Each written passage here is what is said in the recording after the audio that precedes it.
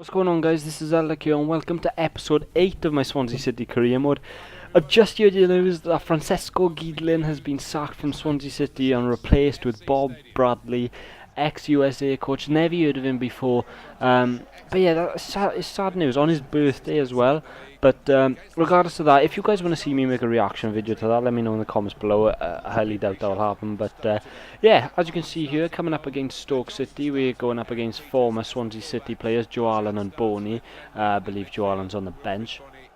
But as you saw the little statistic at the start of that game, Stoke were the team that had conceded the least goals, and we were the team that had scored the most goals. So should have been an exciting game.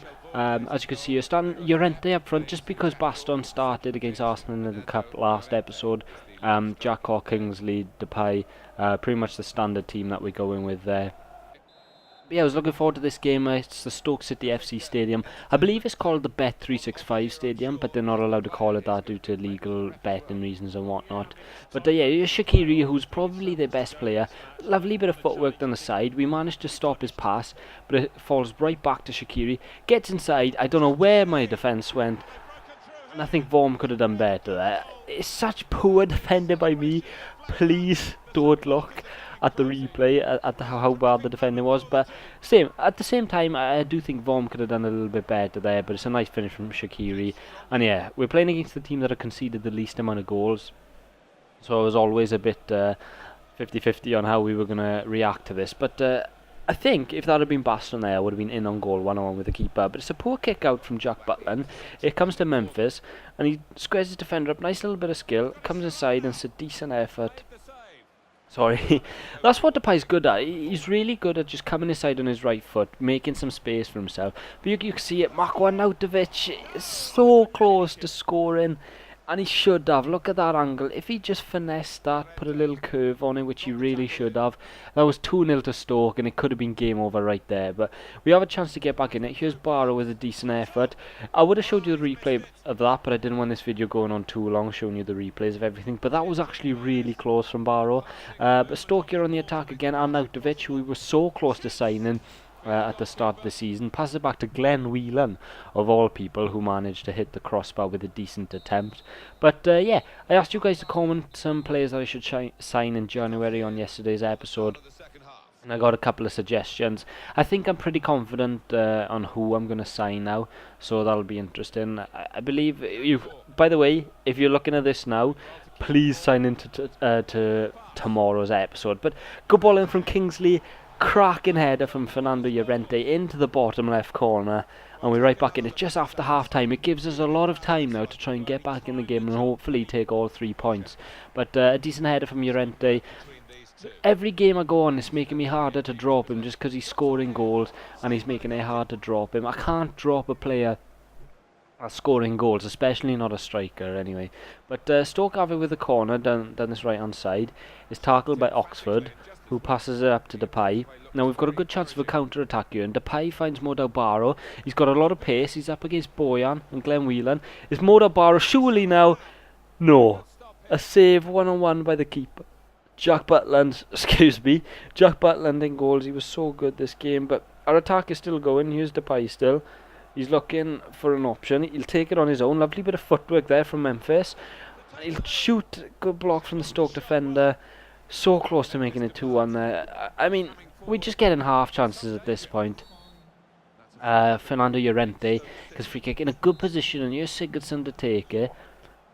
He scored a free kick against Chelsea not so long ago, and it's a decent attempt from Sigurdsson, but Jack Butland is equal to it. It's a good save from Butland, as you'll see from the replay, who is actually a really, really good keeper. I would say I want to sign him, but I think it's a little unrealistic for Swans to go for Jack Butland. I think he'll probably be going to the likes of Chelsea or something like that soon. But Depay actually manages to get his head to the corner there. Unlucky from him. This really was proven to be a tough challenge against Stoke away from home. I mean, this is notorious for being a hard place to come. But here's Memphis. Good try. I could have probably taken that sooner, and I believe it was Sigurdsson that was so close to getting the rebound. It falls to Barrow, and it was a poor effort. But Stoke attacking down the right hand side, as they have been doing a lot of the game. But here's Fair into Memphis, who's caused a lot of problems this game. It's still Memphis. Probably could have slipped in Leroy Fair, but it comes to Memphis in front of the Swansea fans, and what am I doing? I could not believe My face when I realised that Butland hadn't rushed out and clawed at my feet. And that's how the game will actually end. It's 1-1. Memphis with a good chance. I can't blame Memphis at all. It was completely my fault. I thought Jack Butland was going to rush out to me and try and dive at my feet, so I did a little chip. I just made myself look like an absolute fool, so the onus is on me there. But 1-1 against Stoke away, I'll take it. It's not the best result, but it's not a bad result by any means.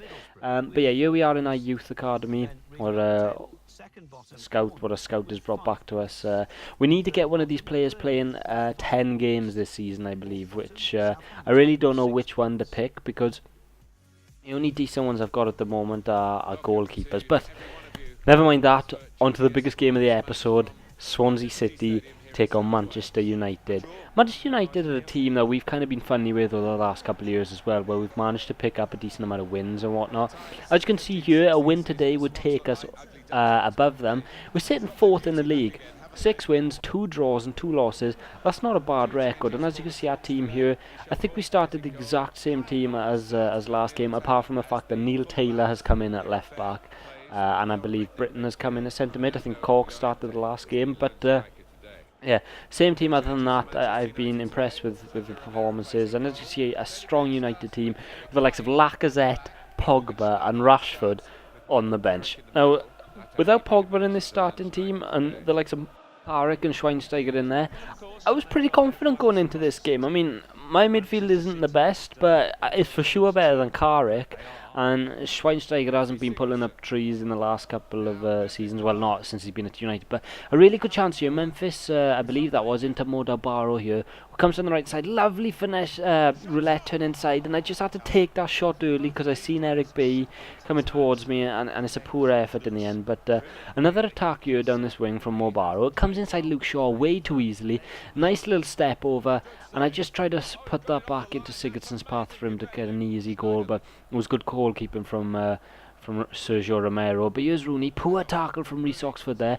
Norton getting back to defend. It's still Rooney into Zlatan, who was a really good player this game. Such a pain, and he takes a shot. It's an easy save from Vorm in the end. But like I said, Zlatan was a pain in the arse this game, always causing problems, so strong as well, and you could see the 89 rating really shining through. But here's a good chance for Schneiderlin.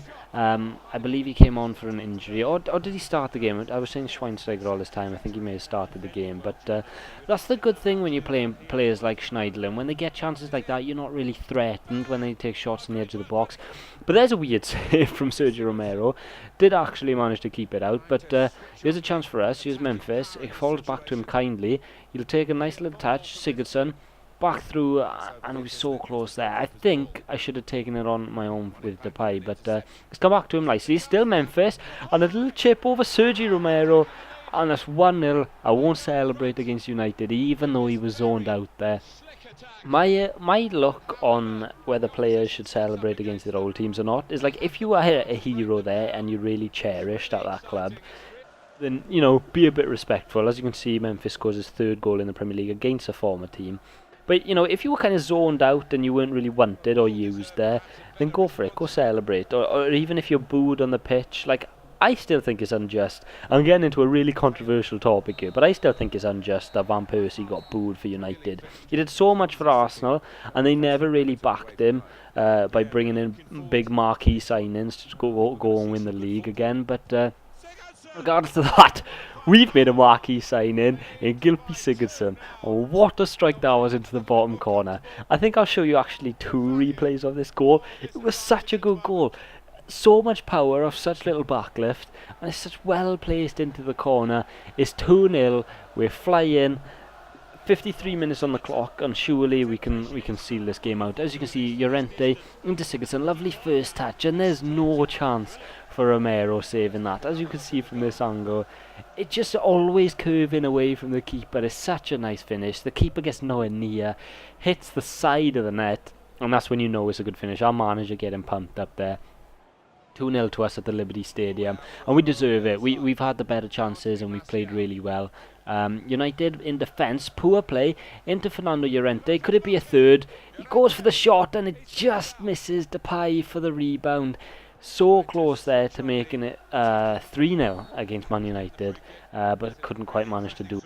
We do have another chance to make it 3-0 here. Sigurdsson with a free kick in a very, very good position. We scored from this type of position against Chelsea. Can he do it again?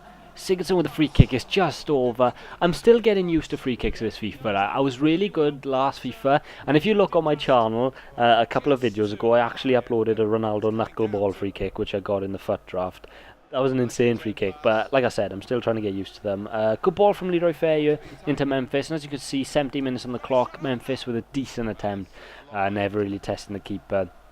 I was pretty confident at this point. 76 minutes on the clock. We're going for an attack, but here's Martial. You look for the pass. It's in to Ibrahimovic, and it's 2-1, and the game has changed around just like that. Zlatan gets his first goal in this game anyway, and he runs all the way back to celebrate with Jose Mourinho. Bit of an over-exaggerated celebration just to score 2-1 up, but it'll give United momentum, definitely. When that happened, I was so confused because I didn't think he was actually in that much space. But here's Zlatan with another chance, and it goes in the bottom right corner. Zlatan on his weaker foot, shown his true ability. I believe Pogba came on the pitch at this point. Actually, I can't see him anywhere on the pitch, actually. But Zlatan, when he's on the pitch, anything can happen. And first time finish, I thought I was all free and okay, but we weren't. And that's how it's going to finish, guys. It's going to be 2-2. We've thrown away a 2-goal lead, and we drew against Stoke. Disappointing results, but hey, it is what it is. We get 2 points from both games, and yeah. Thank you for watching episode 8, guys. Please tune in tomorrow for tomorrow's episode, and I'll see you then. Peace.